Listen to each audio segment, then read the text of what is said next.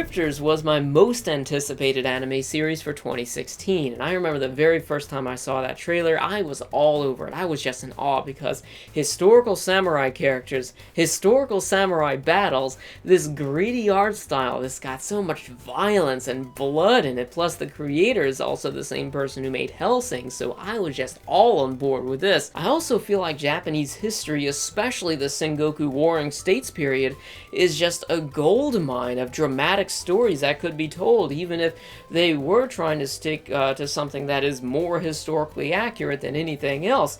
But for the most part, all we've gotten from that era is gender-bent samurai in these ecchi series. I digress, and I'm sure we can all tell by now that I'm just a little bit of a history buff, and not just with Japanese history either, but with world history in general, and that's one of the things I felt was interesting for me about Drifters, because it had historical characters from all around the world, from all of the different eras, but it's less about its history and its historical accuracy than it is about the fantasy elements, and I felt like the fantasy aspect was the strongest in this series, because it's got this Tolkien-esque type of fantasy universe where it's got the dwarves and it's got the elves, it's got dragons and all that sort of good stuff there, but from what I can tell, the main relevance, the main historical relevance of adding these particular characters were that they were known for doing one or two significant things within their lifespan, and they're doing it in this world which has no technology. It's basically, I guess they have magic as their form of technology, considering that it is a fantasy type of universe, but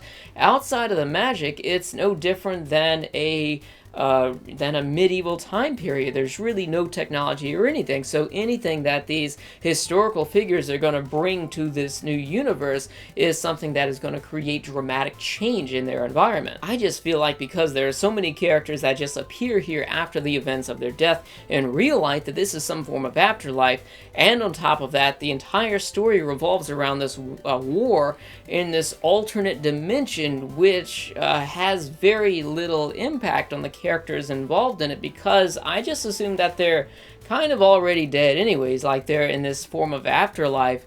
So I kind of feel like the whole war thing doesn't really matter, and the only people that it really matters for are the people who inhabit this fantasy world, but they're just a bunch of like nameless peons for the most part, like saving the women of the elves and also rescuing the dwarves. I mean, doing things like that, it's nice and all, it shows that our characters are more heroic, but at the same time it really doesn't matter that much, and that's kind of the way I felt about the entire story of Drifters, is that it was a fun watch. It had some really enjoyable battles, and it was animated beautifully, but I just felt like the story itself was kind of pointless, especially considering that many of these historical characters really had no reason to be there, such as our protagonist Toyohisa Shimazu.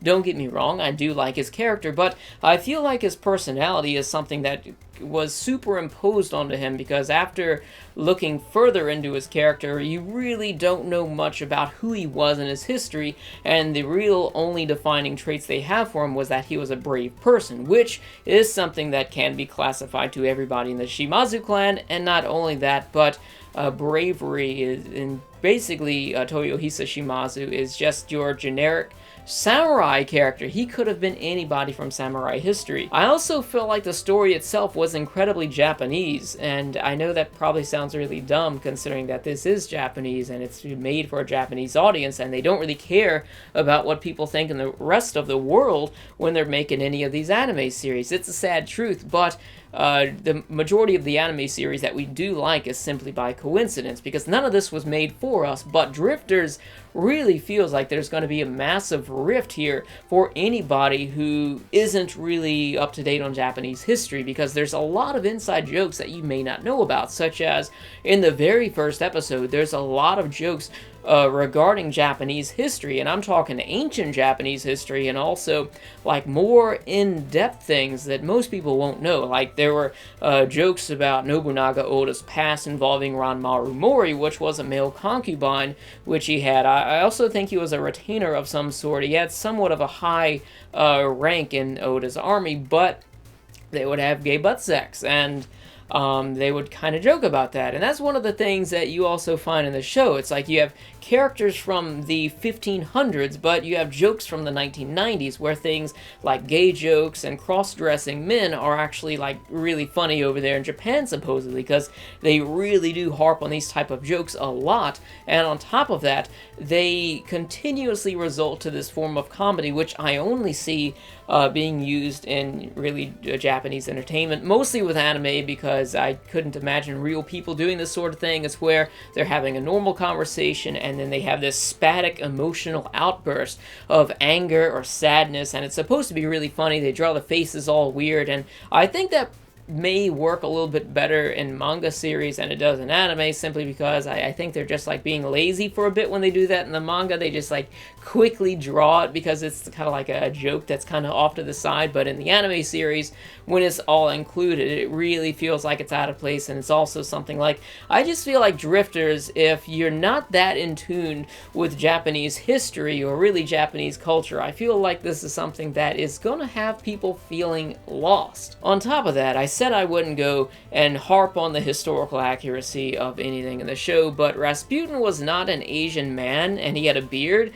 Like, I don't know if they just like slapped some of the names down and just had somebody draw character designs without actually having to Google these characters, but there are actual pictures of Rasputin, and this guy looks nothing like this guy. I'm just saying that, I don't know, there's just something about the beard, but I think they could have done better in representing the actual historical Rasputin here, even though he's not really, he doesn't really have that much screen time in the first half of the show, and that's all that we're seeing here. The entire season so far is only the first half. I feel like, as a whole, I've already touched on the animation. As far as the music goes, it had an amazing opening. That was like really my favorite thing about the show. Oh, also, it had a pretty good dub to it, because I did watch several episodes with the dub, because they were dubbing this like really quick. I think they already have like 10 episodes dubbed as of right now. So I watched kind of half and half, but I feel like Drifters is a solid recommend for anybody out there who is open to watching an anime series simply just for the action and disregarding a lot of the story. They just want to see the fights and things like that. I would also recommend this if you are in any sort of history buff, if you're interested in historical characters. You may find it to be amusing that they added some of the characters here. I know I did.